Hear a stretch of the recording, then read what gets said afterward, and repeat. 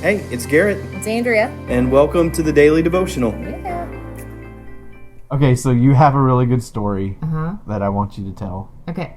So your grandparents live in southern Missouri, Mm-hmm. and before kids, we would go visit them.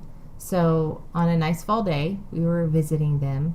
They had to go check on a neighbor's property because their neighbors were out of town, and they had some fruit trees on this property. Mm-hmm. And your grandpa was just kindly asking, "Hey, you want an apple?" You have the kindest grandpa ever. Like, I have adopted him as my grandpa and your grandma because they are just super kind. Love Yeah. them. And I was like, "Yeah, I want an apple." Like, I don't know, it just looked really yummy. So he pulls an apple down for all of us, and we're going down the road, and he is slicing up apples with his pocket knife. Didn't think anything of it. After he gets done, what does he do? He wipes it off on his On his jeans jeans. and puts it back, folds it up, puts it back in his pocket. Right. Which is the same thing that he did earlier that day. When he Do you want to tell this part? gutted a deer with that same knife. Yes. I'm mortified even right now. Yeah. I have since learned the things that I should do and shouldn't do in Hartville, Missouri. Right. It's probably good just to ask. Or I don't even know how you do that. No, Like, you do ask. Yeah, yes. you probably just Yeah. want to ask where something came from or Yeah. how it got there. Yeah. Like, Yeah. it's probably good to do.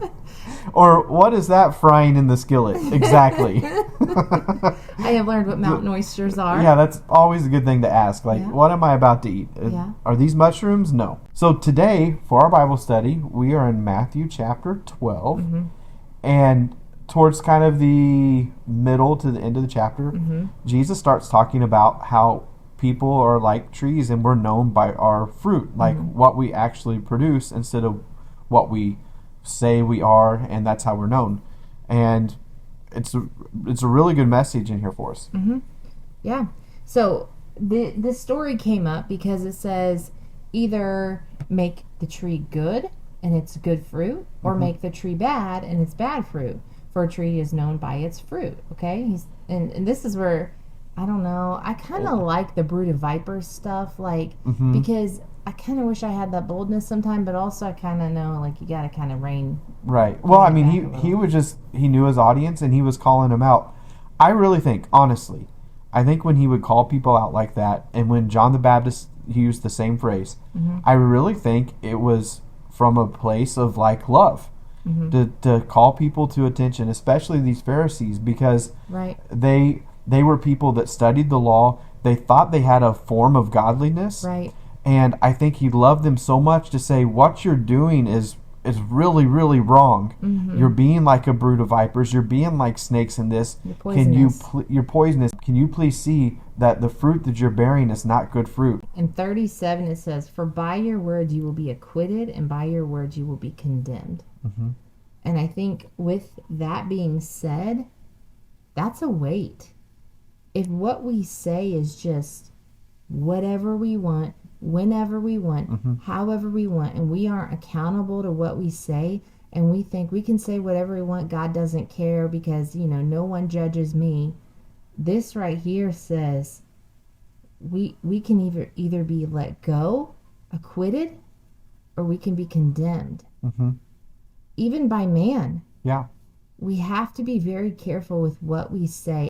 The judgment we place on others, the condemnation that we place on ourselves, and how we speak to our family, the thoughts that we have towards other people.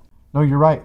And back in verse 35, it says, a good heart's like a treasure. It's a treasure of wealth that we get to draw from.